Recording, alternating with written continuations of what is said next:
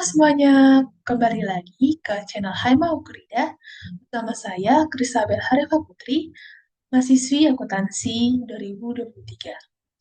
Pada saat ini, saya akan membawakan materi mengenai perbandingan antara akuntansi sektor publik dengan akuntansi bisnis. Di mana materi ini merupakan salah satu materi dari mata kuliah akuntansi sektor publik. Sebelum kita mengetahui lebih dalam mengenai perbandingan antara akuntansi sektor publik dengan akuntansi bisnis, kita harus mengetahui terlebih dahulu apa aja sih dan bagaimana sih aktivitas keuangan. Aktivitas keuangan dapat berupa kegiatan seperti mengelola data yang berkaitan atau relevan, memperoleh dan menganalisa data yang relevan, dan mengubah data menjadi informasi yang dapat digunakan untuk mengambil keputusan.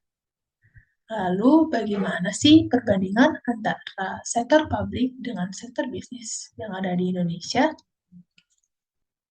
Yang pertama, sektor publik memiliki tujuan organisasi yaitu tidak mengharapkan keuntungan. Nah, sektor publik berfokus pada pelayanan kepada masyarakat, sehingga mereka tidak mengharapkan keuntungan. Sedangkan sektor bisnis memiliki tujuan organisasi yaitu untuk mencapai keuntungan atau laba. Lalu yang kedua, sumber pendanaan sektor publik berasal dari pajak yang dipungut oleh pemerintah kepada masyarakat, retribusi, laba BUMN, BUMD ataupun BUMDes, pinjaman, obligasi, hibah, dan donasi. Sedangkan sektor bisnis, sumber pendanaannya berasal dari setoran modal, laba ditahan, dan utang. Lalu yang ketiga, perbedaan yang ketiga yaitu sektor publik dipertanggungjawabkan kepada publik dan parlemen seperti DPR maupun DPRD. Sedangkan sektor bisnis dipertanggungjawabkan kepada pemegang saham dan investor. Kemudian struktur organisasi sektor publik yaitu struktur birokratis dan sosial. Sedangkan sektor bisnis memiliki struktur organisasi bisnis. Kemudian, sektor publik memiliki karakteristik anggaran yaitu terbuka untuk publik, sehingga publik dapat melihat anggaran yang dibuat oleh akuntansi sektor publik. Sedangkan akuntansi sektor bisnis memiliki karakteristik anggaran yang tertutup untuk publik. Kemudian, untuk laporan keuangan sektor publik, terdapat laporan posisi keuangan, laporan realisasi anggaran, serta catatan atas laporan keuangan. Sedangkan akuntansi sektor bisnis memiliki laporan keuangan seperti laporan posisi keuangan, laporan laba rugi, dan laporan perubahan ekuitas, laporan arus kas, catatan, atau laporan keuangan.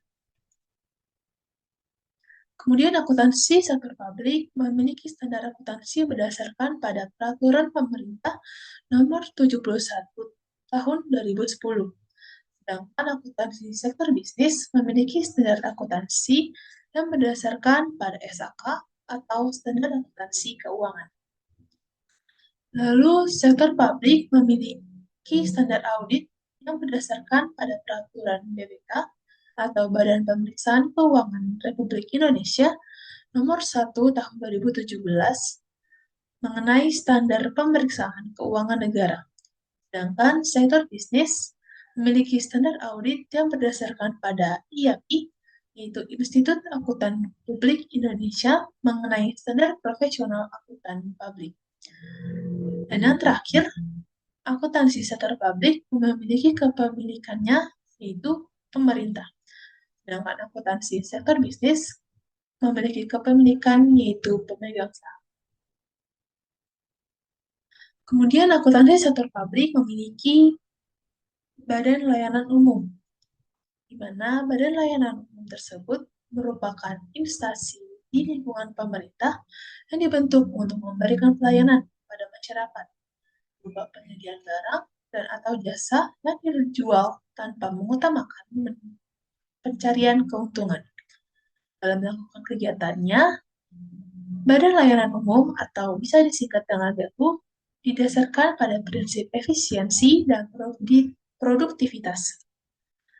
Badan Layanan Umum ataupun BLU dapat dicontohkan seperti Rumah Sakit Kanker Darmais, Universitas Jenderal Sudirman, Politeknik Negeri Semarang, Badan Penyelenggara Jaminan Produk Halal, serta badan layanan umum lainnya.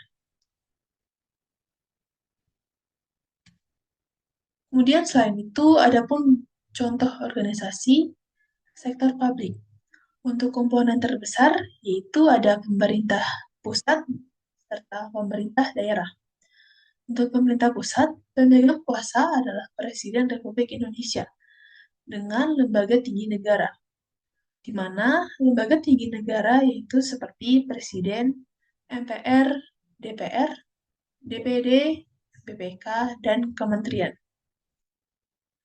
DPR memiliki haknya tersendiri pada organisasi sektor publik ini, di mana hak DPD yaitu interpolasi, hak angket, dan hak menyatakan pendapat. Kemudian untuk pemerintah daerah terdapat seperti sekretaris daerah atau sekda, DPRD, inspektorat, BPPD, lembaga teknis, kecamatan, kelurahan, yang semuanya itu diatur dalam Undang-Undang Nomor 23 Tahun 2014. Kemudian ada juga beberapa organisasi sektor publik yang diatur berdasarkan Undang-Undang Nomor 12 Tahun 2012.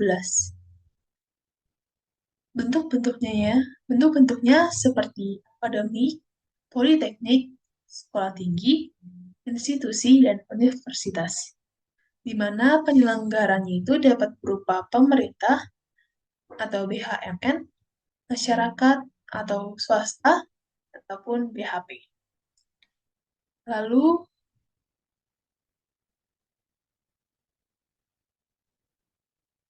terdapat organisasi sektor publik berdasarkan UU Nomor 44 Tahun 2009. Jenis-jenisnya yaitu seperti RSU, Rumah Sakit Umum, Rumah Sakit Terspesialis, seperti Rumah Sakit Harapan Kita, di mana rumah sakit tersebut berfokus pada jantung, rumah sakit pendidikan seperti rumah sakit Ukrida, rumah sakit UKI, dan lain sebagainya, rumah sakit lembaga, dan klinik. Lalu untuk kepemilikannya dapat berupa pemerintah seperti RSUP dan RSUD, BLU seperti RSCM, RS Harapan Kita, RS Hasan Sadikin, RS Karyadi, dan RS Dr. Sarjito. Dan kepemilikan yang terakhir yaitu swasta. Lalu ada pula yayasan dan partai politik. Yayasan sebuah organisasi sektor publik bertujuan untuk sosial, keagamaan, dan kemanusiaan, mana hal ini diatur dalam Undang-Undang Nomor 28 Tahun 2004. Untuk susunan yayasan tersendiri, di mana bagian atas merupakan pembina, kemudian pengurusan, dan pengurus dan pengawas. Partai politik diatur berdasarkan Undang-Undang Nomor 2 Tahun 2011, seperti PDIP, Partai Demokrat, dan lain sebagainya. Sekian materi perbandingan antara akuntansi sektor publik dengan akuntansi bisnis. Sekian dan terima kasih.